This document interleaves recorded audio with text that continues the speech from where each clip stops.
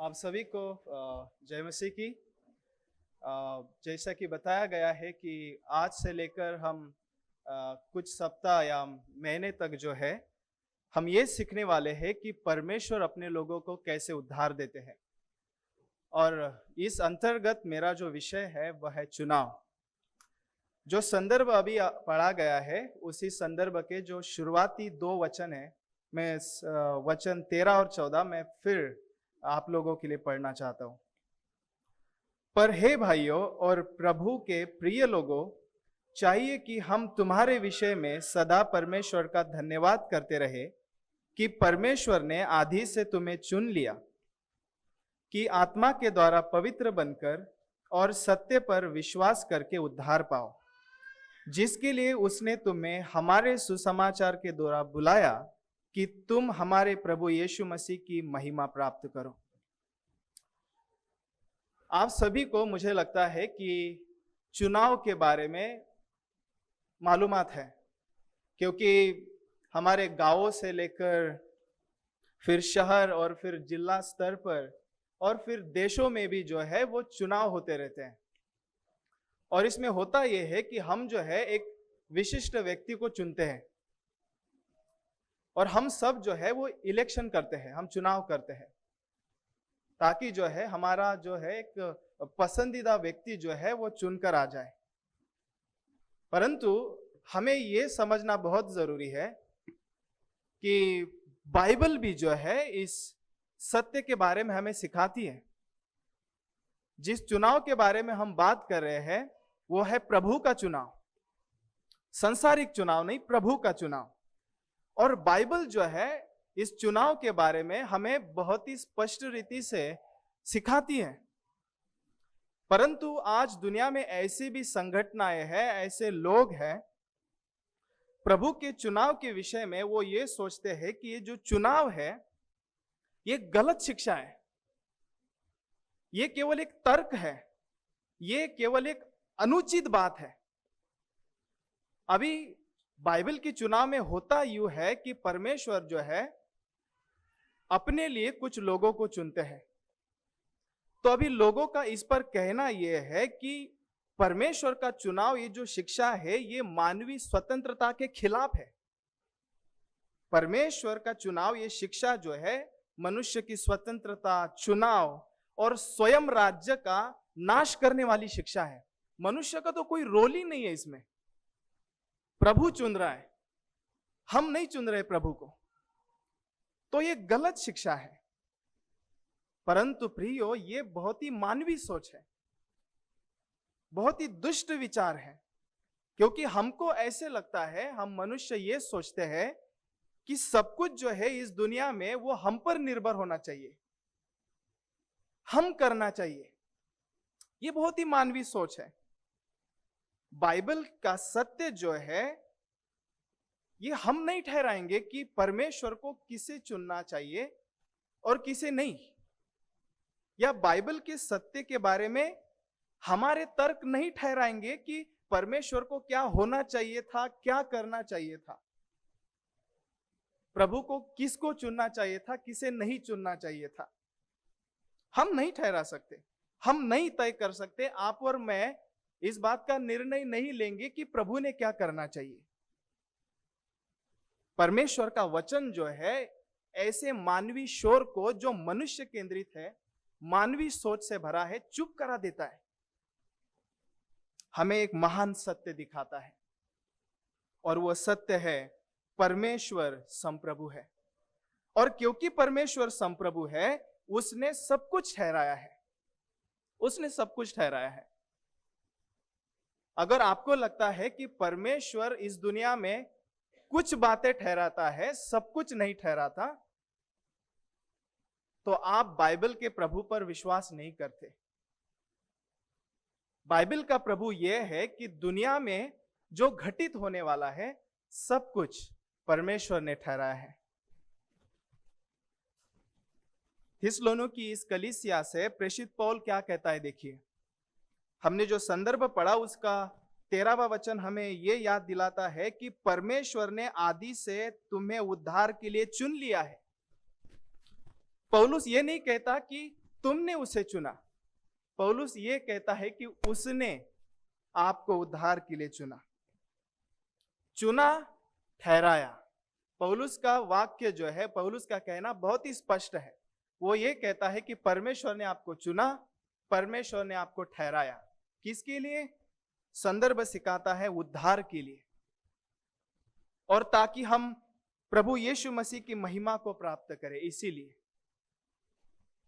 जब चुनाव के विषय में आप सोचते हो, आप मनन कर रहे हो इसके ऊपर कि चुनाव क्या है, इस चुनाव के सत्य को 3 अलग अलग शब्दों में बाइबल में हमें दिखाया गया है, जो एक ही सत्य हमें सिखाता है।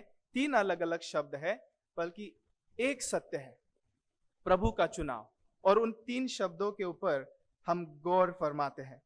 वो 3 शब्द है, सबसे शुरुआती में रोमियो की पत्री अध्याय 8 और वचन 29 से, पहले से जान लेना। अगर इस वचन को आप पढ़ो, वचन कुछ इस तरह है, क्योंकि जिन्हें उसने पहले से जान लिया उन्हें पहले ठहराया भी कि उसके पुत्र के स्वरूप में हो, ताकि वह बहुत भाइयों में पहलौठा ठहरे। इसका अर्थ केवल भविष्य में देख लेना नहीं है। वचन क्या कहता है? वचन हमें यह कहता है कि परमेश्वर जो है कुछ जानता है। आपने देखा, शुरुआती शब्दों पर आपने ध्यान दिया। शुरुआती शब्द यह कहते हैं, क्योंकि जिन्हें उसने पहले से जान लिया। अंग्रेजी में इसे फॉर नॉलेज कहते हैं। इसका मतलब यह है कि प्रभु को जो है किसी बात का ज्ञान है, और वो ज्ञान जो है वो भविष्य के बारे में है। प्रभु कुछ बातों को जानते हैं, या प्रभु का पहले से जानना, ये जो है हमें ये सिखाता है कि प्रभु को सिर्फ ज्ञान नहीं है, भविष्य में 10 साल बाद, 20 साल बाद या 100 साल बाद क्या होने वाला है। पहले से जानने का मतलब यह है कि प्रभु जो है पहले से अपना प्रेम किसी पर ठहराते हैं, पहले से किसी पर प्रेम करते हैं, और पहले से ही उसको अपने साथ जोड़ लेते हैं। यह है पहले से जानने का अर्थ। जानने का अर्थ इतना नहीं है कि किसी को सिर्फ जानते हैं कि वो कौन होगा, कैसा होगा, कैसे दिखेगा, क्या करेगा। नहीं, उस व्यक्ति के बारे में परमेश्वर का वचन पहले से जान लेने के संदर्भ में यह है कि उस व्यक्ति को परमेश्वर पहले से प्रेम करते हैं, और क्योंकि वे प्रेम करते हैं, उनके साथ उसको उन्होंने जोड़ लिया है। इसका मतलब है पहले से जान लेना। और क्योंकि वो पहले से जानते हैं, इसीलिए वो उनसे प्रेम भी करते हैं। इफिसियों की पत्री अध्याय 1 और वचन 4 हमें यह सिखाता है कि उत्पत्ति से पहले उसने तुम्हें चुन लिया कि हम उसके निकट प्रेम में पवित्र और निर्दोष हो। देखिए, पहले से जान लेने का मतलब सिर्फ मालूमात करना नहीं है, कुछ जानकारी उस व्यक्ति के बारे में होना ये नहीं है, बल्कि यह है कि उसके ऊपर प्रेम को ठहराना, उस व्यक्ति को अपने साथ जोड़ लेना। और उस प्रेम का प्रमाण इफिसियों की पत्री हमें देती है। उस प्रेम का प्रमाण क्या है? वो उनसे प्रेम करता है, और क्योंकि वो उनसे प्रेम करता है, उन्हें यीशु मसीह में चुनता है। यीशु मसीह में चुनता है क्योंकि ताकि वो उसके सम्मुख निर्दोष और पवित्र खड़े हो सके। पिता ने जगत की उत्पत्ति से पहले ही मसीह में कुछ लोगों को चुन लिया। और एक तीसरा शब्द जो है जिसके बारे में हम बाइबल में सीखते हैं, वो है पहले से ठहराया जाना। पहले से ठहराया जाना, इसके बारे में हम रोमियो की पत्री अध्याय 8 वचन 30 में पढ़ते हैं। यह वचन कुछ इस तरह जाता है, फिर जिन्हें उसने पहले से ठहराया उन्हें बुलाया भी, और जिन्हें बुलाया उन्हें धर्मी भी ठहराया, कि और ठहराया जिन्हें धर्मी ठहराया उन्हें महिमा भी दी।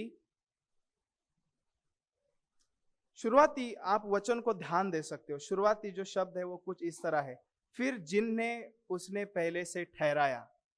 तो आप अलग अलग 3 शब्दों के बारे में बाइबल में सीख रहे हो। देखो, रोमियो की 8 और वचन 29 में हमने ये पढ़ा कि परमेश्वर जानते हैं, पहले से जानते हैं। और पहले से जानने का मतलब है कि परमेश्वर का प्रेम कुछ लोगों पर ठहर चुका। परमेश्वर ने पहले से कुछ लोगों पर प्रेम प्रदर्शित किया है और उन लोगों को अपने साथ जोड़ लिया है। और क्योंकि उसका प्रेम व्यक्ति पर है, कुछ लोगों पर है, जिन लोगों पर है, उस प्रेम का प्रमाण यह है कि उसने यीशु मसीह में उनको चुन लिया।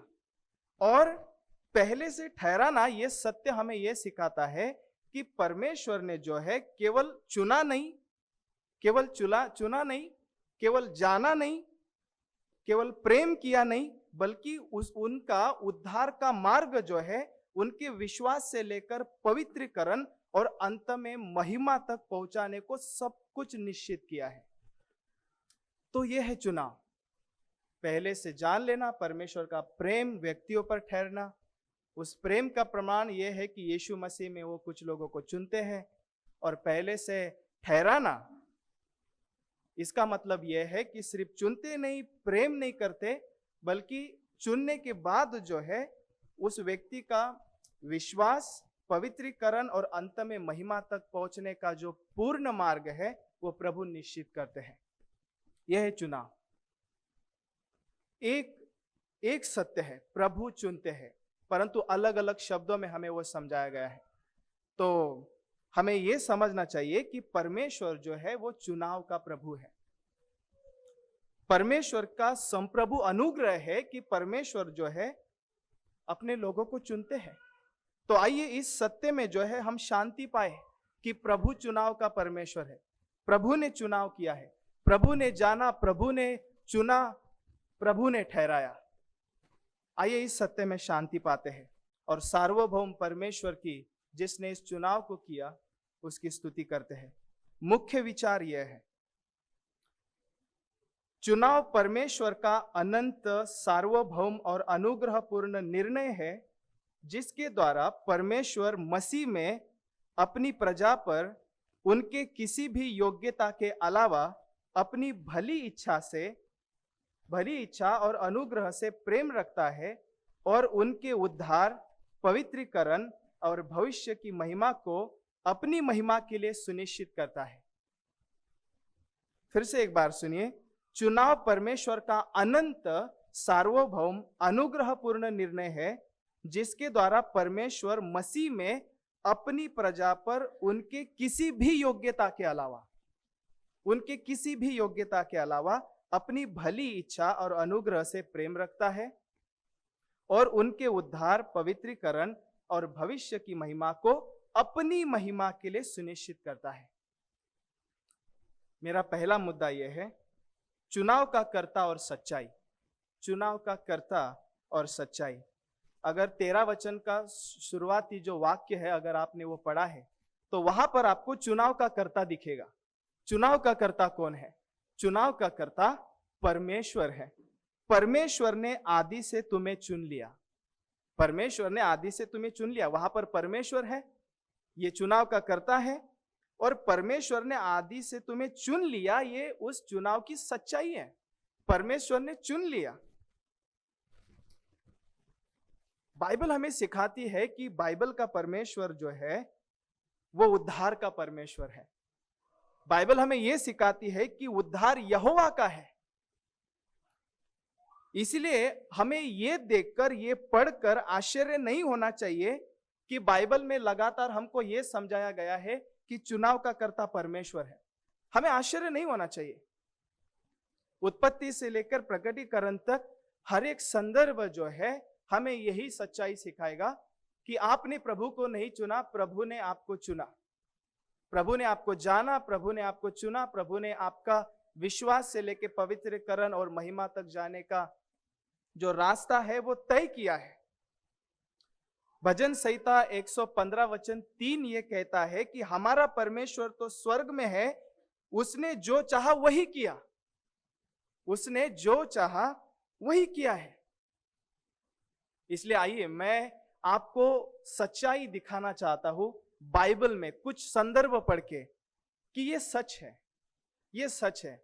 सिर्फ आपको रोमियो की पत्री में चुनाव नहीं दिखेगा, आपको पुराने नियम से चुनाव दिखेगा कि प्रभु जो है चुनाव का करता है।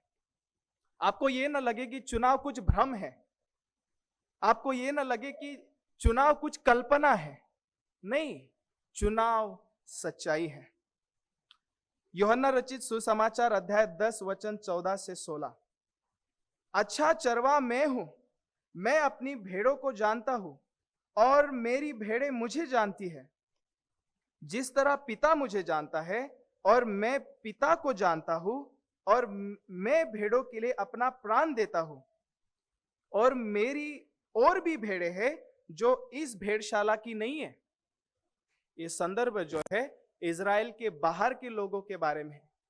प्रभु का वचन यह है, वो खुद को इस संदर्भ में चरवाहा हमें दिखा रहा है। वो चरवाहा है और वो ये कहता है कि इज़राइल के बाहर भी मेरे लोग हैं, मेरी और भी भेड़ें हैं जो इस भेड़शाला की नहीं है। मुझे उनको भी लाना अवश्य है, वे मेरा शब्द सुनेगी। मैं आपको समझाना चाहता हूं कि देखिए, हमारे जीवन का कोई तो एक क्षण था, कुछ तो समय था जिस दिन जो है हमें लगा कि हमने जो है प्रभु को पा लिया, हम उद्धार पाए हैं। वास्तविकता यह है कि हम भटके हुए थे, हम भटके हुए थे, हम खोए हुए थे और प्रभु के वाणी ने परमेश्वर के चुने हुए लोगों को खोज लिया।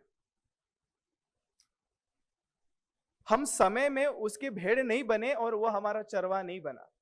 हम पहले से उसकी भेड़े हैं, क्योंकि प्रभु ने अपनी लोगों को, अपनी प्रजा को यीशु मसीह में जो उनका चरवा है भेड़ करके चुन लिया है। यूहन्ना रचित सुसमाचार अध्याय 10 वचन 27 से 28। मेरी भेड़ें मेरा शब्द सुनती है और मैं उन्हें जानता हूं। प्रभु कहते हैं मेरी भेड़ें मेरा शब्द सुनती है, मैं उन्हें जानता हूं और वे मेरे पीछे चलती है और मैं उन्हें अनंत जीवन देता हूं और वे कभी नाश नहीं होंगी और कोई उन्हें मेरे हाथ से छीन नहीं सकता। यूहन्ना रचित सुसमाचार अध्याय 17 वचन 9। मैं उनके लिए विनती करता हूं, संसार के लिए विनती नहीं करता, उनके लिए विनती करता हूं। किनके लिए?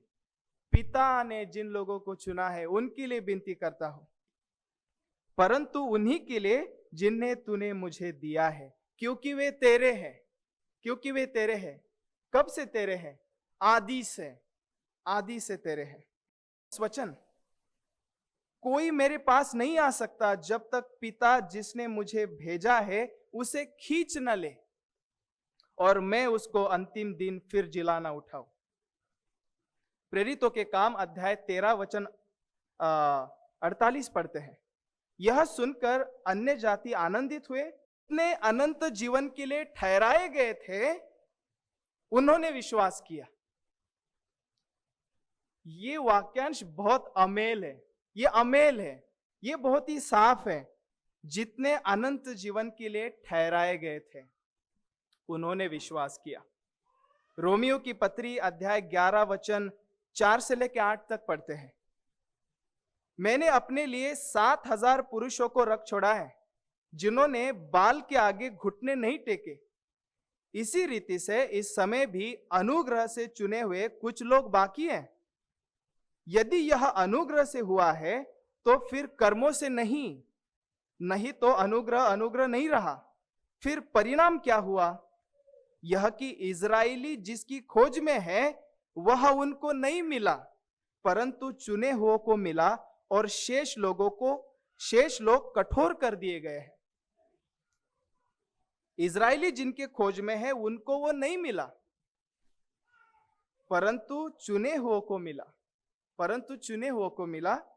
और संदर्भ ये भी सिखाता है कि शेष लोग जो है, बचे हुए लोग जो है, वो कठोर कर दिए गए हैं।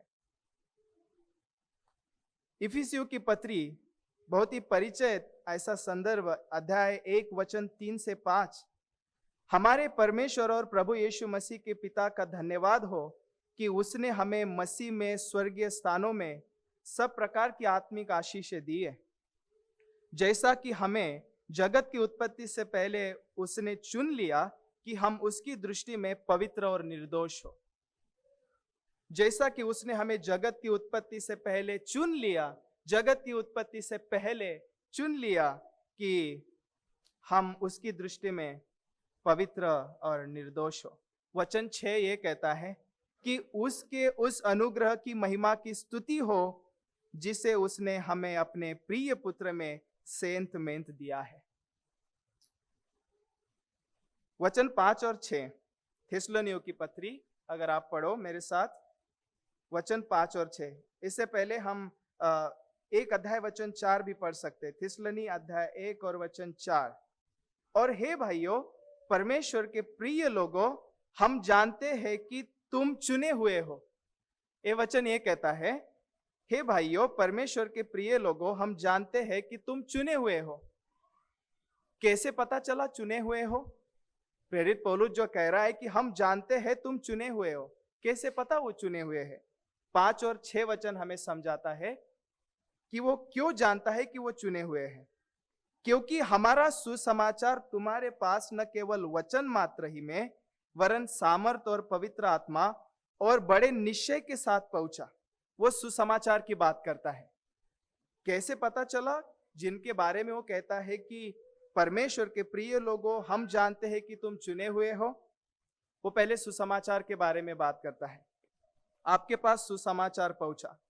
आगे वो ये कहता है कि और तुम बड़े क्लेश में पवित्र आत्मा के आनंद के साथ वचन को मानकर हमारी और प्रभु की सी चाल चले। इसका मतलब सुसमाचार जो है चुने हुए लोगों तक पहुंचता है, थिस्सलुनीयों की कलीसिया तक पहुंचता है। सुसमाचार थिस्सलुनी की कलीसिया का हृदय परिवर्तन करता है और वो ये दिखा रहा है कि तुम हम में से और प्रभु की सी चाल चले। परमेश्वर के प्रिय लोगों, हम जानते हैं कि तुम चुने हुए हो। गॉस्पेल ने उनका जीवन परिवर्तित किया, चुने हुए लोगों का। याकूब अध्याय 2 वचन 5 भी हमें चुनाव के बारे में सिखाता है।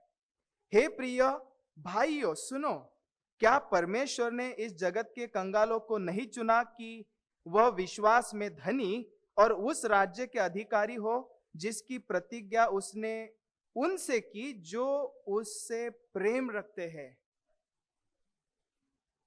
परमेश्वर ने जगत के कंगालों को चुना कि वो विश्वास में धनी हो। परमेश्वर ने चुना।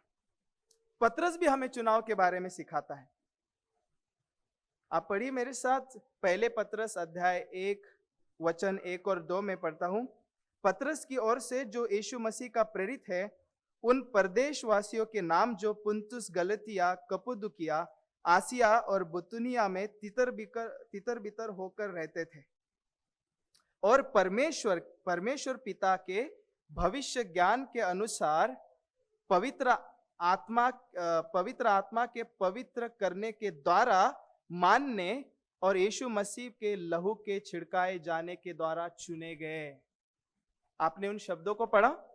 परमेश्वर के भविष्य ज्ञान के अनुसार, परमेश्वर के भविष्य ज्ञान के अनुसार पवित्र आत्मा के द्वारा आज्ञा मानने के लिए और यीशु मसीह के लहू के द्वारा, उसके लहू के छिड़काए जाने से चुने गए। तो हमारा जो चुनाव है वो प्रभु यीशु मसीह में हुआ है। तुम्हें अत्यंत अनुग्रह और शांति मिलती रहे। जो चुने हुए हैं उन्हें अनुग्रह और शांति मिलती रहे। अनुग्रह और शांति का स्रोत परमेश्वर है। प्रभु के चुने हुए लोगों को ही अनुग्रह और शांति मिलती है। यही पवित्र शास्त्र की आशीष है। रोमियो की पत्री से लेकर हमने पतरस की पत्री तक बहुत सारे संदर्भ पढ़े, जिस संदर्भ में हमने ये सीखा कि परमेश्वर जो है चुनाव का करता है। आप चुने गए, संदर्भ हमें सिखाते हैं, आप चुने गए, आपको नया जन्म दिया गया, आपको विश्वास दिया गया, आपको पश्चाताप दिया गया। पश्चाताप भी जो है हमें दिया गया है। चुने गए, नया जन्म दिया गया, विश्वास दिया गया, पश्चाताप दिया गया, हमें धर्मी ठहराया गया, दत्तक लिया गया, लेपालक जो पुत्र है हमें बनाया गया, हम पापों से विभक्त किए गए, और पवित्रीकरण का कार्य जो है उन चुने हुए लोगों में जो उद्धार पाते हैं वो आरंभ किया गया। क्यों ये सब बातें हुई? क्योंकि प्रभु ने आपको चुन लिया था।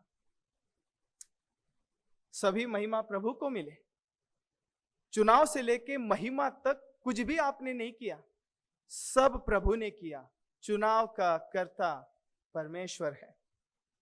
यूहन्ना ने प्रकाशित वाक्य में भी देखा, अध्याय 7 वचन 9 से 10 में यूहन्ना कहता है, इसके बाद मैंने दृष्टि की और हर एक जाति, कुल और लोग और भाषा में से ऐसी बड़ी भीड़ जिनको कोई गिन नहीं सकता, श्वेत वस्त्र पहने और अपने हाथों में खजूर की डालियां लिए सिंहासन के सामने और मेमने के सामने खड़ी है।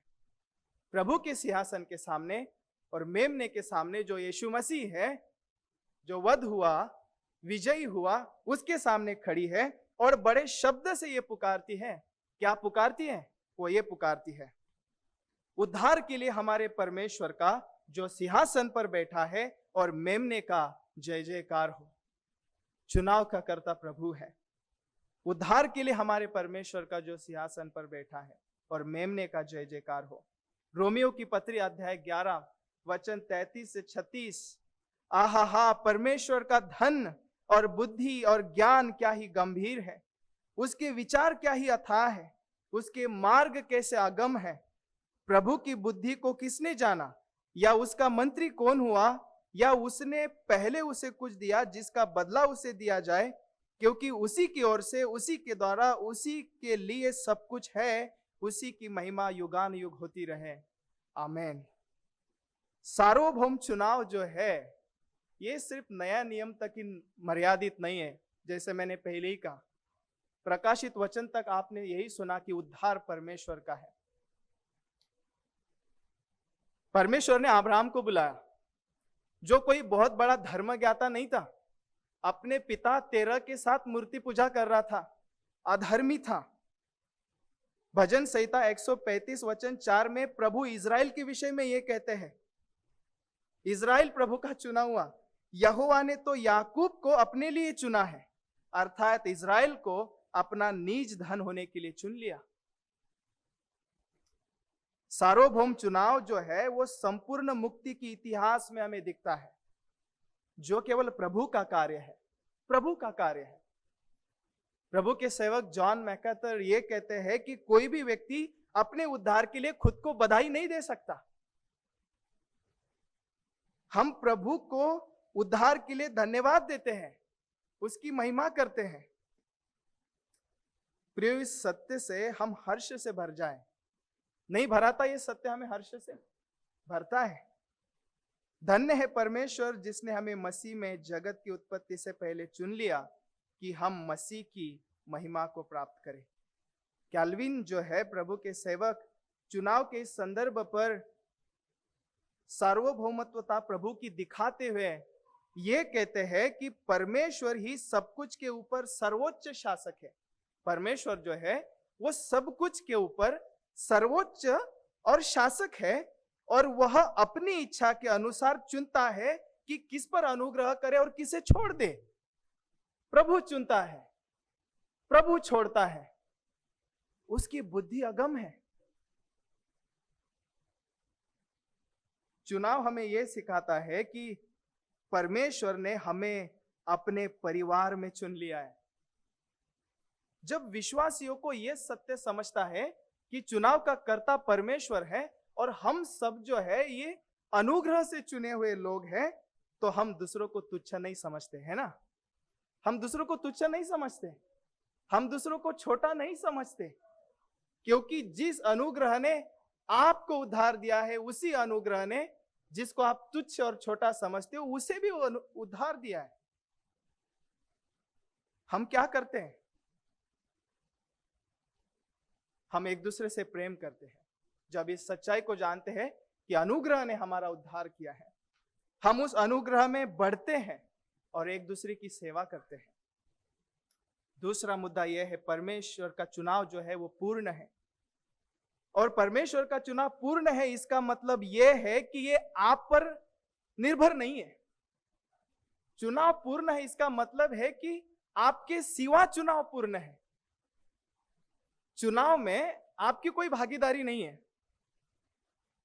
परमेश्वर ने आदि से तुम्हें चुन लिया, चुन लिया। चुन नहीं रहा, आपको धीरे धीरे नहीं चुन लिया, चुन लिया, तो चुनाव पूर्ण है आपके सिवा। सुनो, चुनाव अधूरा नहीं है कि आपको कुछ करना पड़े चुने जाने के लिए। चुनाव पूर्ण है। मनुष्य अपने हृदय में, हम अपने हृदय में जो है बार बार शायद ये प्रश्न उठाते हैं कि परमेश्वर ने मुझे इसलिए चुना क्योंकि मैं अच्छा हूं, क्योंकि मैं अच्छा हूं इसलिए चुना, या शायद प्रभु ने जो है भविष्य में देख लिया। अभी हमने जिस फॉर नॉलेज के बारे में सोचा कि प्रभु जानता है, तो शायद हम ये विचार करते होंगे कि प्रभु जानता है, प्रभु ने मुझे देख लिया कि मैं विश्वास कर लूंगा, मैं प्रभु यीशु मसीह पर विश्वास कर लूंगा, इसलिए चुन लिया। यदि ऐसा है कि आपके विश्वास की वजह से प्रभु ने आपको चुना है, या प्रभु ने आपको इसलिए चुना क्योंकि आप अच्छे हैं, तो चुनाव नहीं है, आपकी मजदूरी है, मिल गई आपको। तो चुनाव नहीं है, चुनाव एक मजदूरी है। परंतु शास्त्र हमें यह सिखाता है कि मनुष्य व्यवस्था के कामों से नहीं, बल्कि यीशु मसीह पर विश्वास के द्वारा धर्मी ठहरता है। और यह विश्वास भी जो है प्रभु का वरदान है, प्रभु का दान है। तो यदि विश्वास भी प्रभु का वरदान है, तो फिर उद्धार का आधार क्या है? कहां है उद्धार का आधार? चुनाव का आधार केवल परमेश्वर की संप्रभु इच्छा और उसका अटल प्रेम है। उसकी इच्छा है, उसका अटल प्रेम है, जो उसने सार्वकालिकता में आदि से ही हम पर ठहराया था, यीशु मसीह में। इसलिए प्रभु कहता है, जिस पर मैं दया करना चाहूं उस पर दया करूंगा, और जिस पर अनुग्रह करना चाहूं उस पर अनुग्रह करूंगा। रोमियो की पत्री 9वां अध्याय वचन 15। कितना अद्भुत सत्य है ना। परमेश्वर ने हमें इसलिए नहीं चुना कि हमारी कोई खूबी है, हमारी कोई सुंदरता है। उसने हमें तब चुना जब हम पापों में गिरे हुए थे, अपराधों में मृत थे।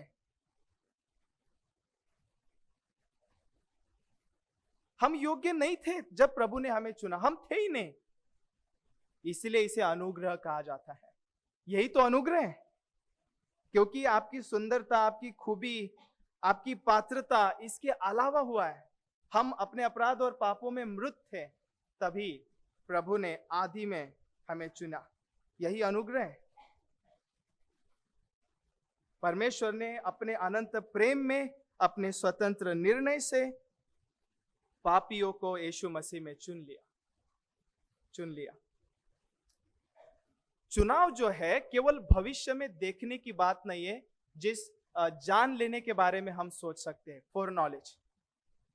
चुनाव जो है ये भविष्य में देखने का काम नहीं है, प्रभु ने भविष्य में देखा नहीं।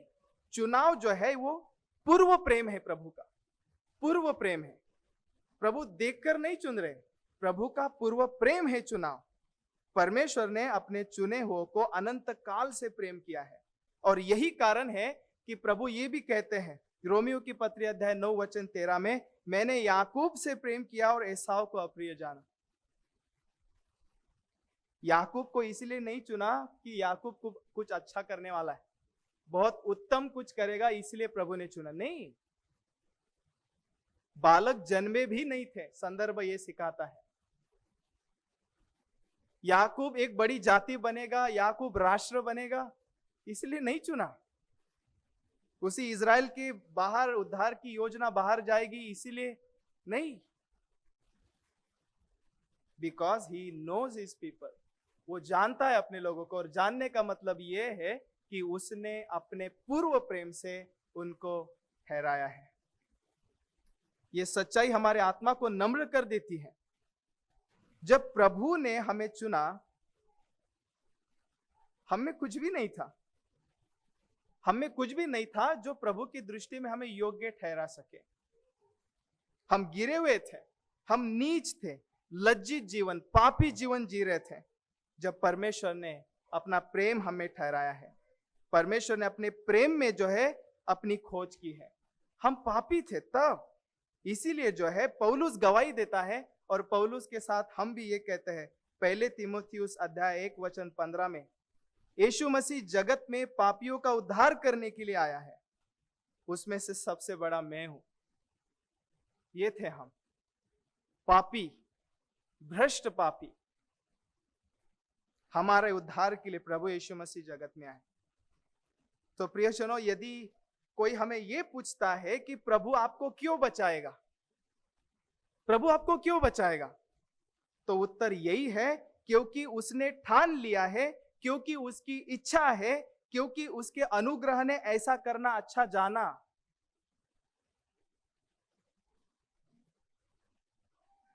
और क्योंकि उसने जान लिया है, क्योंकि उसने ठान लिया है, क्योंकि उसे अच्छा लगा, तो कोई भी पाप, कोई भी तलवार, न शैतान, न संसार की कोई शक्ति जो है प्रभु के चुनाव को रोक सकती है।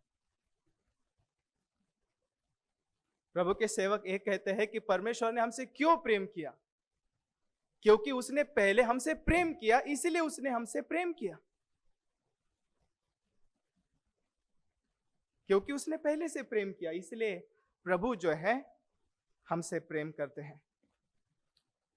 तो आइए इस अद्भुत अनुग्रह के सामने झुके और हमारे गुणों पर नहीं, अपने कर्मों पर नहीं, हमारे धर्म पर नहीं, बल्कि यीशु मसीह के पूर्ण कार्य पर, क्योंकि हमारा चुनाव जो है, हमारा उद्धार प्रभु यीशु मसीह में होता है, उसके पूर्ण कार्य में ये ठहराया गया है।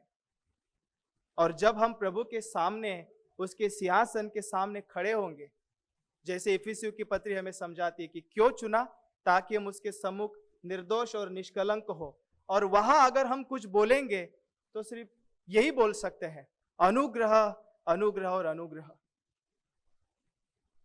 तीसरा मुद्दा यह है, चुनाव जो है वो सार्वकालिक है। परमेश्वर ने आदि से तुम्हें चुन लिया। इस शब्द पर आप गौर करें, आदि से, आदि से। परमेश्वर का चुनाव जो है वो सार्वकालिक है। क्या कोई बता सकता है कि आरंभ का आरंभ कब हुआ? जिस आरंभ के बारे में उत्पत्ति के अध्याय 1 हमें बताता है, जिस आरंभ के बारे में यूहन्ना रचित सुसमाचार का पहला अध्याय सिखाता है, कोई बताएगा कि आरंभ का आरंभ कब हुआ? जब इस आरंभ के बारे में हम सोचते हैं तो इस चुनाव के सत्य को समझने के लिए हमें हमारी दृष्टि जो है इतिहास के ऊपर, इतिहास की सीमाओं के ऊपर उठानी पड़ती है। चुनाव कोई ऐसी बात नहीं है कि परमेश्वर ने आदम को बनाया और आदम को बनाने के बाद जो है, जो पाप हुआ और पाप के बाद प्रभु जो है अभी आदम और हवा को और उसकी होने वाली सभी वंशजों को श्राप देते हैं।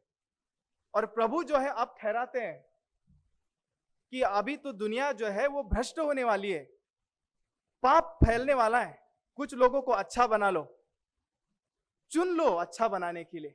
नहीं, चुनाव जो है परमेश्वर ने आदम के पतन के बाद सोची हुई योजना नहीं है। या चुनाव ये भी नहीं है, या शायद हम ये सोचे कि शायद चुनाव जो है हमारे विश्वास का, हमारे कर्म का प्रत्युत्तर है, क्योंकि हम विश्वास कर रहे थे, हम क्योंकि अच्छे कर्म कर रहे थे, इसलिए प्रभु ने ठान लिया लोगों को चुने।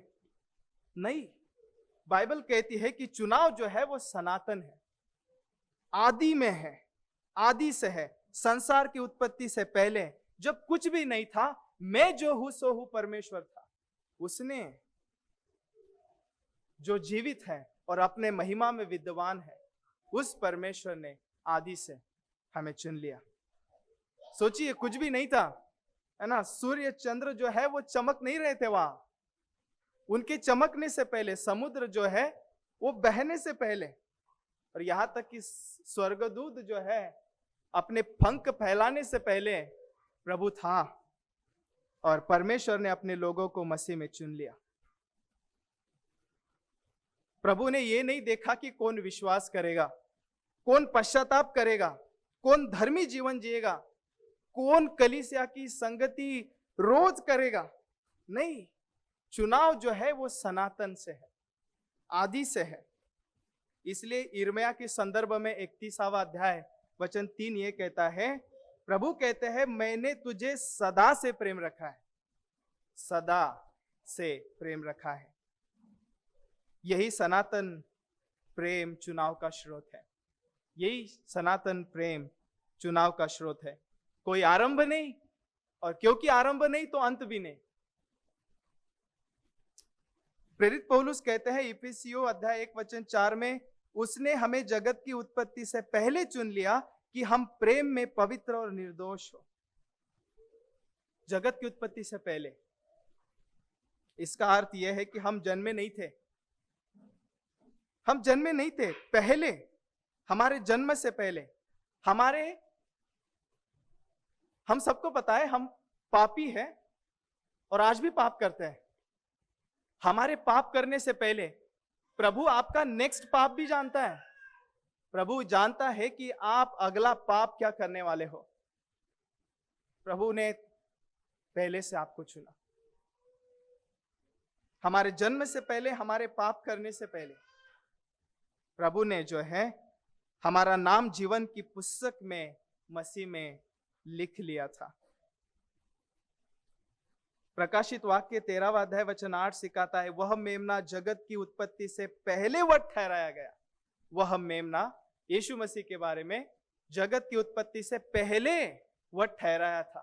इसका मतलब प्रभु ने क्रूस जगत की उत्पत्ति से पहले ठहराया था। मसीह जो है सनातन, इस योजना का, इस सनातन चुनाव का केंद्र है। क्रूस भी पहले ठहराया, उस क्रूस के द्वारा उद्धार पाने वाले लोग भी जो है प्रभु ने ठहराए थे। परमेश्वर ने जो चुनाव है ये मसीह में होकर किया। प्रभु यीशु मसीह चुनाव का केंद्र है। आप में चुनने जैसा है क्या? आप में, मैं, मुझ में, अगर वो ठीक सीधे हमसे डील करता तो हम भस्म हो जाते। इसलिए यीशु मसीह में उसने हमें चुना है। ये दीनता का पाठ है ना, हमें नम्र करता है।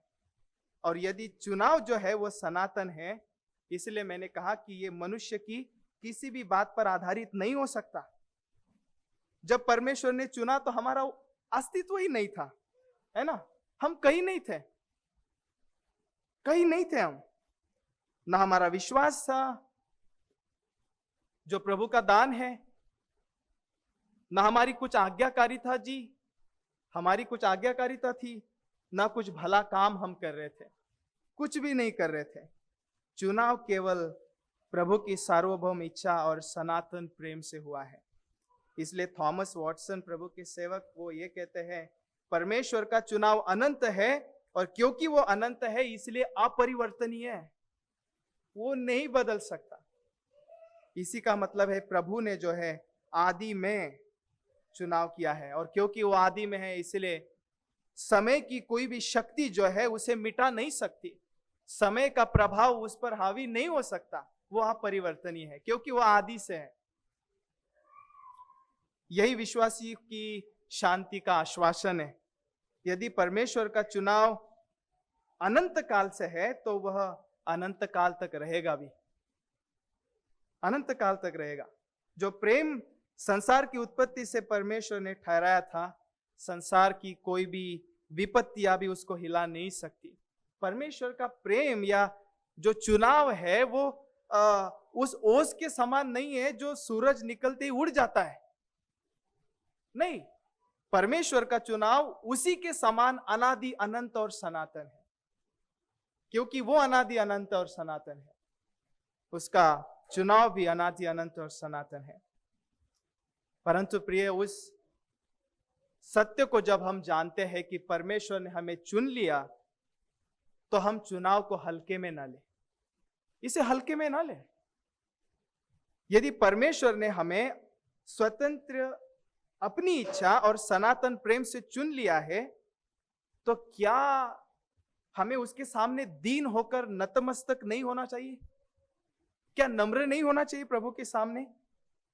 प्रभु का जो चुनाव है ये हमें घमंड करने के लिए नहीं दिया गया है। प्रभु का चुनाव विश्वासियों को घमंड से नहीं भरता, हमारे घमंड को मारने के लिए हमें दिया है।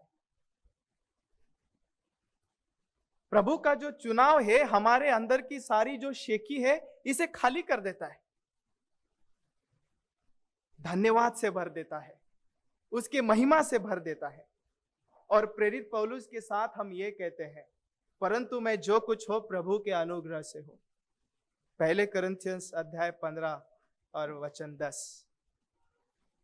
हमारा प्रतिसाद क्या हुआ? हमारा प्रतिसाद क्या होगा? प्रभु के एक सेवक ये कहते कि आपका ये प्रतिसाद नहीं है कि I am one of the elect, but I am one of elect. आपका ये सत्य सुनने के बाद कि आप चुने गए हो, आपका प्रतिसाद ये नहीं है कि मैं चुना हुआ हूं, मैं चुना हुआ हूं, प्रभु ने मुझे चुना, मर रहे सब लोग, मैं बच गया। आपको घमंड से नहीं भरता ये चुनाव। घमंड को मारने के लिए दिया है, हमारी शेखी को खाली करने के लिए दिया है। थॉमस वॉटसन ये कहते हैं, चुनाव का फल घमंड का नाश है। चुनाव आपको नम्र करता है, घमंडी नहीं बनाता। आज कलीसियाओं में उपभोक्ता वाली सोच है, अंग्रेजी में उसको कंज्यूमर क्रिश्चियनिटी कहा जाता है। लोग कलीसिया में हमेशा ये सोचते हैं कि मेरी योग्यता, मेरी पात्रता बहुत ऊंची है, बहुत ऊंची है मेरी योग्यता और पात्रता, परंतु जो मुझे मिलता है वो मेरी योग्यता के अनुसार नहीं मिलता। मुझे कुछ बड़ा मिलना चाहिए, मुझे बड़ा मिलना चाहिए, मुझे कुछ ऊंचा मिलना चाहिए। कलीसिया में भी हम इसीलिए आते हैं कि हमें कुछ मिल जाए। प्रभु आशीष दे दो, मैं कलीसिया आ रहा हूं, मेरी योग्यता है, मेरी पात्रता है, वो मुझे मिल नहीं रहा है, वो जो मुझे मिलना चाहिए था वो मुझे मिल नहीं रहा है। मैं आपको समझाना चाहता हूं कि ये उपभोक्ता वाली समझ से आप पश्चाताप करें। हम यहां पर हमारी योग्यता के अनुसार पाने के लिए नहीं आते। आपको मिल गया है, आपको आपके सोच से परे जो सबसे बड़ा मिलना चाहिए था वो मिल गया, और वो ये है कि प्रभु ने आपको यीशु मसीह में चुन लिया है। आपका पद, आपकी योग्यता, पात्रता सर घर पे रख दीजिए। मसीहों को उपभोक्ता वाली सोच कलीसिया में नहीं लाना चाहिए। हम कलीसिया में आते हैं प्रभु को धन्यवाद और उसकी स्तुति करने के लिए। चौथा मुद्दा यह है, चुनाव व्यक्तिगत है। परमेश्वर ने आदि से तुम्हें चुन लिया। इस शब्द पर गौर करें, परमेश्वर ने आदि से तुम्हें चुन लिया। परमेश्वर ने आदि से तुम्हें चुन लिया कि आत्मा के द्वारा पवित्रीकरण और सत्य पर विश्वास करके उद्धार पाओ। जब कलीसिया इस सत्य को थामे रहती है कि परमेश्वर ने जो है उन्हें चुना है, तो वो घमंड और आत्मनिर्भरता से बच जाती है। इसलिए मैंने सबसे पहले समझाया कि चुनाव हमें घमंड से नहीं भरता, हमें आत्मनिर्भरता से बचाता है, हमें घमंड से बचाता है, हमें नम्र करता है। प्रभु के एक सेवक ये भी कहते हैं कि प्रभु के इस उद्धार के कार्य में आपने आपके पाप के अलावा किसी बात का योगदान नहीं किया, किसी बात का योगदान नहीं किया। परमेश्वर का चुनाव जो है हमें परमेश्वर के सामने झुकाता है, हर सांस में उसके अनुग्रह का आभार मानने के लिए प्रेरित करता है, हमें घमंड से नहीं भरता, हमें आत्म धार्मिक नहीं बनाता। प्रेरित पौलुस जो है हमें एक महान और सांत्वनदायक सत्य सिखा रहा है, नम्र करने वाला सत्य सिखा रहा है, और वो सत्य यह है, चुनाव का कर्ता परमेश्वर है। परंतु इस बात पर भी आप ध्यान दीजिए, निश्चित ही चुनाव का ये सत्य जो है हमें सांत्वन देता है, हमें नम्र करता है, परंतु ये कोई कल्पना नहीं है, ये सिर्फ कल्पना नहीं है, ये वास्तविकता है, व्यक्तिगत है। इसका मतलब यह है कि चुनाव जो है वो भीड़ के लिए नहीं है, चुनाव जो है वो भीड़ के लिए नहीं है। बहुत बार हम ये सोचते हैं चुनाव जो है शायद मुंबई में चलने वाली लोकल ट्रेन के जो प्रवासी है उनके जैसा है, कोई भी चढ़ सकता है। मुझे चुन लिया, फिर मेरे बाद बेटा, उसका बेटा सब आओ, चाचा आओ, मामा आओ, मेरा फुल परिवार आओ, सबके लिए चलिए चलिए स्वर्ग महिमा प्राप्त करें। नहीं, चुनाव व्यक्तिगत है। व्यक्तिगत का मतलब यह है कि प्रभु का चुनाव उन व्यक्ति के लिए है, उन सभी व्यक्ति के लिए है, उस बड़ी भीड़ के लिए है जिनको प्रभु ने जगत की उत्पत्ति से पहले चुन लिया है। पौलुस हमें यह बताता है कि चुनाव जो है यह स्वर्ग में बनाया हुआ निर्णय नहीं है। सिर्फ आप ऐसा ना समझो चुनाव को कि चुनाव जो है वो स्वर्ग में हुआ है और वहां पे लिया हुआ निर्णय है कौन बचाया जाएगा, कौन उद्धार पाएगा, कौन महिमा पाएगा। सिर्फ चुनाव वहां तक मर्यादित नहीं है। चुनाव जो है वो समय में प्रकट होता है, समय में प्रवेश करता है। और समय में प्रवेश करने के बाद कैसे, संदर्भ हमें समझाता है। क्या करता है? आत्मा के पवित्रीकरण और सत्य पर विश्वास के द्वारा। चुनाव सिर्फ स्वर्ग में लिया हुआ निर्णय नहीं है, समय में प्रकट हुआ। कैसे प्रकट हुआ? आत्मा के पवित्रीकरण और सत्य पर विश्वास के द्वारा। इस संदर्भ के इस शब्द पर हम ध्यान दें, आत्मा का पवित्रीकरण। इस शब्द में जो है, इस वचन में पौलुस धीरे धीरे पवित्र जीवन जीने की बात नहीं करता है। धीरे धीरे जो पवित्र जीवन है, जिसको मसीह लोग जो है प्रोग्रेसिव सैंटिफिकेशन कहते हैं, दैनंदिन पवित्रीकरण जो कहते हैं, उसके बारे में पौलुस नहीं कहता है। वो हमें यह समझा रहा है कि प्रभु ने आपको चुना और वो सत्य जो है समय में प्रवेश करता है। कैसे? आत्मा के पवित्रीकरण और सत्य पर विश्वास के द्वारा। इसका मतलब है कि थर्ड पर्सन ऑफ ट्रिनिटी, जो प्रभु की आत्मा है, प्रभु का आत्मा अपने लोगों को, जिनको उन्होंने जगत की उत्पत्ति से पहले चुन के रखा है, उनको नया जन्म देता है। उनको नया जन्म देता है। वो जो मृत थे अपने स्वभाव से, वो जो अंधकार में थे, परमेश्वर से दूर थे, उनको उद्धार देता है। पवित्र आत्मा का कार्य जो है वो इस प्रकार है। बाइबल हमें हमेशा ये सिखाती है कि क्या है पवित्रीकरण। पवित्रीकरण ये है कि पवित्र आत्मा जो है, प्रभु जो है, हमें संसार से अलग करते हैं, मसीह के लिए अलग करते हैं। संसार से अलग करते हैं, मसीह के लिए अलग करते हैं। यह है उद्धार। तो पवित्र आत्मा का कार्य जो है यहां पर हमें समझाया गया कि पवित्र आत्मा समय में नया जन्म देते हैं, हमारे मृत स्वभाव को जो है जीवित करते हैं, और जो अंधकार में हम थे उजाले में लाते हैं, परमेश्वर से दूर थे हमें परमेश्वर के पास लाते हैं। पवित्र आत्मा हमें नया जन्म देते हैं। लाजर के समान, लाजर जो है कब्र में पड़ा हुआ था, अंधकार में था, मृत था, पर जब यीशु मसीह ने पुकारा, लाजर बाहर आ, वह जीवित होकर बाहर आया। वैसे ही पवित्र आत्मा का कार्य है। वह मृत आत्मा में जीवन फूंकता है, पवित्रता का बीज बोता है और परमेश्वर के लिए नया मन देता है। यह हमें संदर्भ समझाता है। तो चुनाव जो है सिर्फ स्वर्ग में लिखा गया हमारा नाम नहीं है, स्वर्ग में तय किया हुआ सिर्फ निर्णय नहीं है।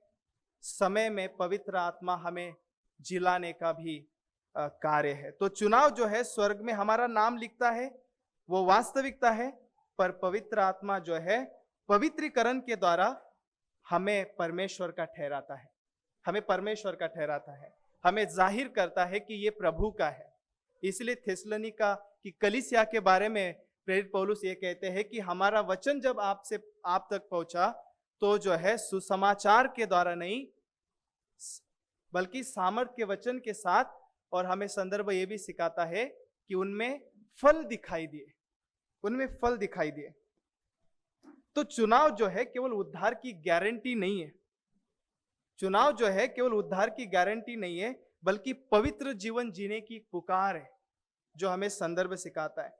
पवित्र जीवन जीने की पुकार है। आत्मा का पवित्रीकरण विश्वासियों को बुलाता है कि वह संसार से अलग होकर मसीह की समानता में बढ़े, मसीह की समानता में बढ़े। चुनाव का सत्य कलीसिया को जो है वो आलसी नहीं बनाता। हम आलसी नहीं बन जाते। चुन लिया है प्रभु ने, इसलिए अभी हम स्वतंत्र हैं, नहीं। संदर्भ ये भी सिखाता है कि आप जो है पवित्र आत्मा के द्वारा पवित्र किए गए लोग हो, नया जन्म दिए हुए लोग हो। तो ये जो पुकार है, चुनाव की पुकार, पवित्र जीवन की पुकार है, हमें आलस से नहीं भरती। मसीह लोग आलसी नहीं बनते, बल्कि मसीह की पवित्रता में आगे बढ़ते हैं।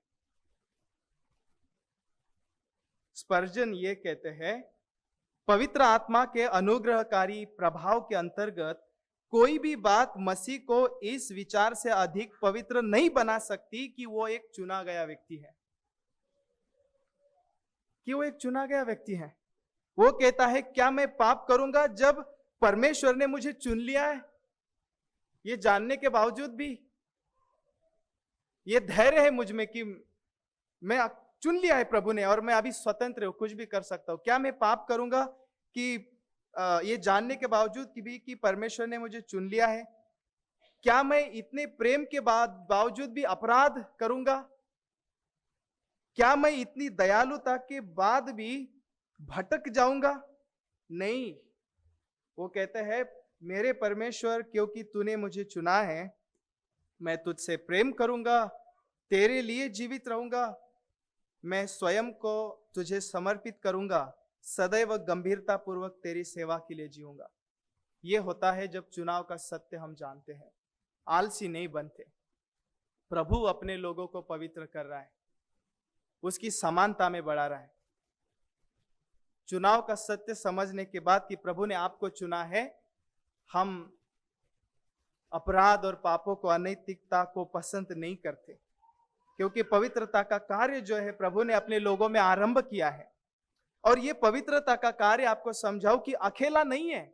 आपने वो वचन को पढ़ा, हमें यह सिखाया गया है कि आत्मा के पवित्रीकरण और सत्य पर विश्वास के द्वारा। तो पवित्रीकरण जो है अकेला नहीं है, सत्य पर विश्वास के साथ जुड़ा हुआ है, सत्य पर विश्वास के साथ जुड़ा हुआ है। आत्मा केवल नया हृदय ही नहीं देता, बल्कि आत्मा जो है हमारी आंखें भी खोलता है, हमें सुसमाचार दिखाता है। हमें सुसमाचार दिखाता है ताकि हम सुसमाचार को माने। चुनाव का प्रमाण यह है कि एक व्यक्ति समय में जो है अंत में यीशु मसीह में विश्वास लाता है, तो ये चुनाव का प्रमाण है।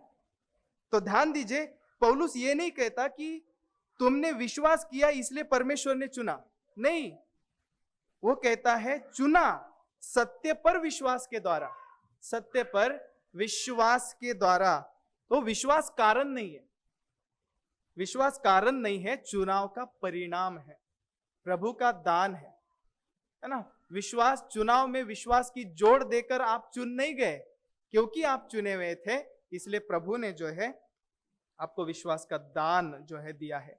परमेश्वर का चुनाव विश्वास को जन्म देता है। यदि चुनाव हमारे विश्वास पर आधारित होता तो उद्धार अस्थिर होता, परंतु विश्वास जो है चुनाव का फल है, तो उद्धार पूर्णता परमेश्वर की कृपा पर टिका हुआ है। यही कारण है कि पौलुस जो है परमेश्वर को धन्यवाद देता है। हम आपके लिए परमेश्वर का धन्यवाद करते हैं, चुनाव के लिए परमेश्वर का धन्यवाद करते हैं। वो आपको और मुझे धन्यवाद नहीं देता, वो विश्वासियों को धन्यवाद नहीं देता कि आपने विश्वास की जोड़ दी भाई और चुनाव पूरा हुआ, नहीं। परमेश्वर को धन्यवाद देता है थिस्सलुनीका की कलीसिया के चुनाव के लिए। अब यह सत्य हमें सिखाता है कि उद्धार सुरक्षित है, उद्धार सुरक्षित है, क्योंकि उसने अपने आत्मा की सामर्थ्य से, विश्वास जो उसका दान है उसके द्वारा, हमारा नहीं, उसके द्वारा, उसके विश्वास के द्वारा जिसका दान है, हमें उद्धार दिया है। उद्धार सुरक्षित है क्योंकि हमारे किसी भी कर्म पर आधारित नहीं है, हमारे भावनाओं पर नहीं, यह परमेश्वर के अनंत प्रेम पर टिका है। तो प्रभु का धन्यवाद हो कि उद्धार प्रभु का है। अगर उद्धार प्रभु का नहीं होता तो हम हर दिन इसको खोते, क्योंकि वो हमने पाया है। हमने पाया हुआ उद्धार हम रोज खोएंगे, प्रभु परमेश्वर, परंतु उद्धार प्रभु का है और वही उसे सुरक्षित रखता है। इसीलिए प्रभु का धन्यवाद हो कि उद्धार हमारे हाथों में नहीं है। अगर आज मसीह लोगों में आप में विश्वास है, आप पवित्र जीवन जी रहे हो, पापों से लड़ रहे हो, तो जान लीजिए ये आपसे नहीं है, ये हमसे नहीं है, ये पवित्र आत्मा का कार्य है, ये आत्मा का पवित्रीकरण है, चुनाव का परिणाम है जो परमेश्वर ने आरंभ किया है और वह अवश्य पूरा करेगा। वह पूरा करेगा। आप एक दिन मसीह के सिंहासन के सम्मुख निर्दोष और निष्कलंक आपको खड़ा करेगा। यह सत्य जो है हमें गहरी कृतज्ञता से भर देता है, हमें झुका देता है प्रभु के सामने। हम पौलुस कहता है कि हम सदैव धन्यवाद करते हैं। हम सदैव धन्यवाद करते हैं। क्यों धन्यवाद करते हैं? क्यों आप, क्यों मैं, क्यों मुझ पर परमेश्वर ने दया की, क्यों अनुग्रह किया और मुझे बचाया, क्यों आप पर प्रभु ने अनुग्रह किया, प्रेम किया और आपको बचाया, जबकि बहुत से लोग अविश्वास में जी रहे हैं? इसका उत्तर आप में और मुझ में नहीं है,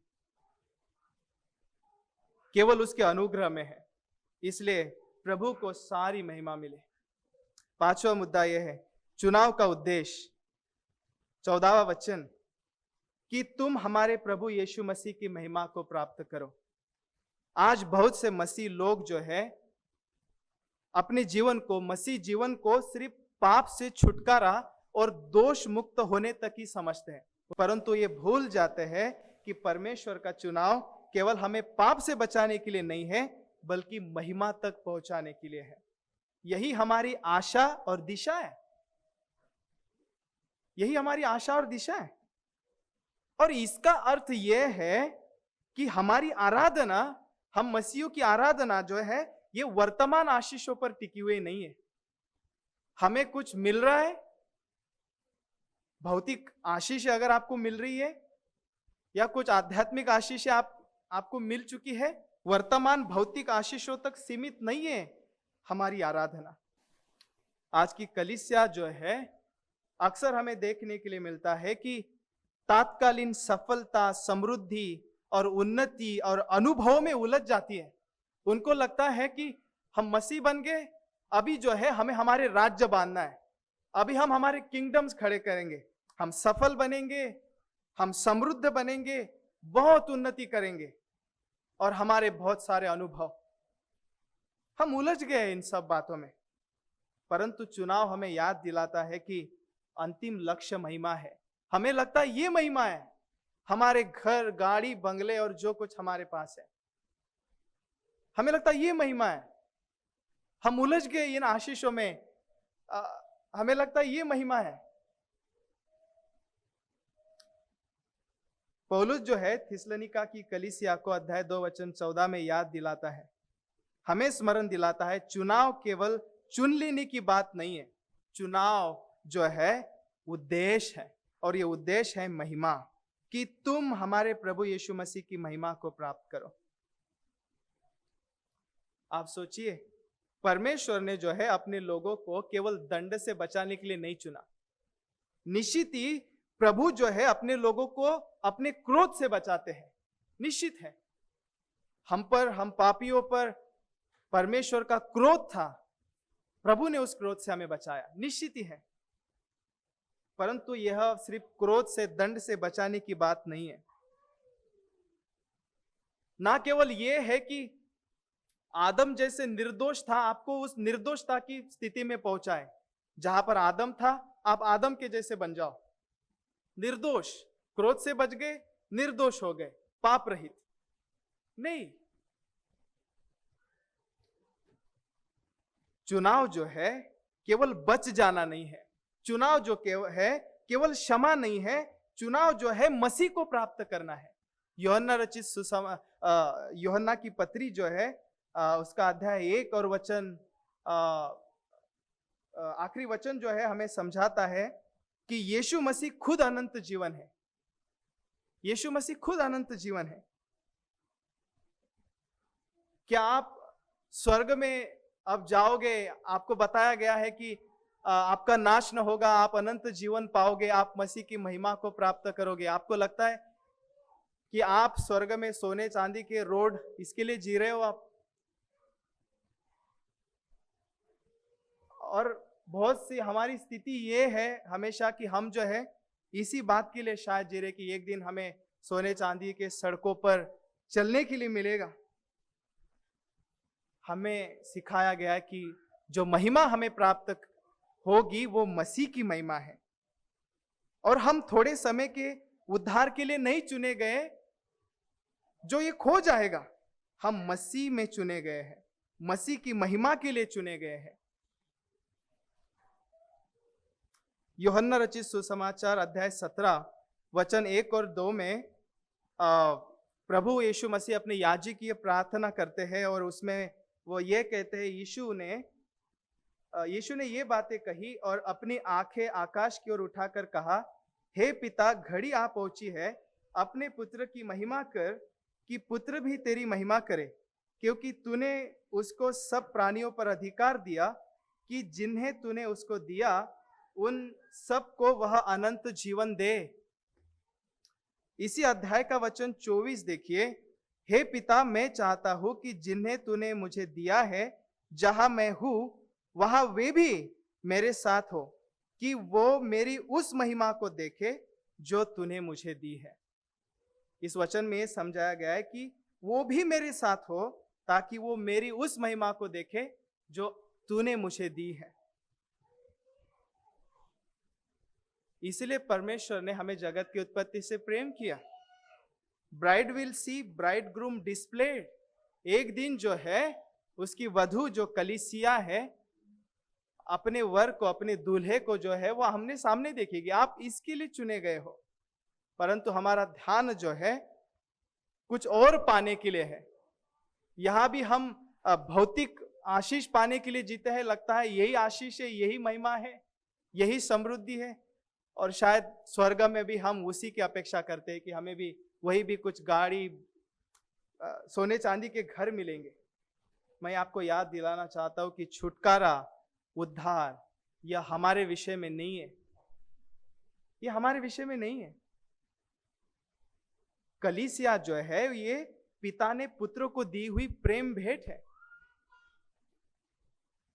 पिता चुनता है, पुत्र की ओर आकर्षित करता है, पुत्र हमें प्राप्त करता है, थामे रखता है, सुरक्षित रखता है, अंतिम दिन जिला उठाता है ताकि हम महिमान्वित हो, हमेशा हमेशा के लिए उसकी महिमा में उसकी सेवा करें, आराधना करें, उससे प्रेम करें। यही तो पिता का उद्देश्य है। इसका अर्थ यह है कि चुनाव जो है ये हमारी भलाई के लिए नहीं है। ये हमारी भलाई के लिए नहीं है केवल, बल्कि मसीह की महिमा के लिए है। हम अपने में नहीं बल्कि मसीह में चुने गए हैं। और जो महिमा हमें मिलने वाली है ये हमारी नहीं है, उसकी महिमा है। इसलिए मसीह जीवन जो है एक निश्चित दिशा की ओर बढ़ रहा है। सार्वकालिक चुनाव, बुलाया जाना, धर्मी ठहराया जाना, पवित्रीकरण, ये सभी चरण जो है एक निश्चित लक्ष्य की ओर बढ़ रहे हैं, वो है महिमा। अगर विश्वासी जो है अगर इस संसार में कष्ट, सताव और दुख झेल रहा है, परमेश्वर की योजना अटल है। परिवारों में टूटन हो सकती है, बीमारियां हो सकती है, समाज अविश्वासियों का विरोध हो सकता है, आप विश्वास में डगमगा रहे हो, दुख अंतिम नहीं है, मृत्यु अंतिम नहीं है, महिमा अंतिम है। यदि परमेश्वर ने आपको मसीह के भविष्य से बंधा हुआ है, उसमें सुरक्षित है।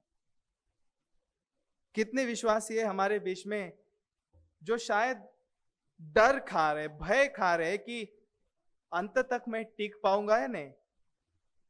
सुनिए, आपका अंत आपके हाथों में नहीं है। आपका अंत आपके हाथों में नहीं है, परमेश्वर के हाथ में है, जिसने आपको संसार की नींव रखने से पहले मसीह में चुना है। उसने सुसमाचार के द्वारा आपको बुलाया और वही आपको पुत्र में महिमा तक पहुंचाएगा। चुनाव जो है ये हमारी दुर्बलता से हमारी दृष्टि हटाकर यीशु मसीह पर लगाना है।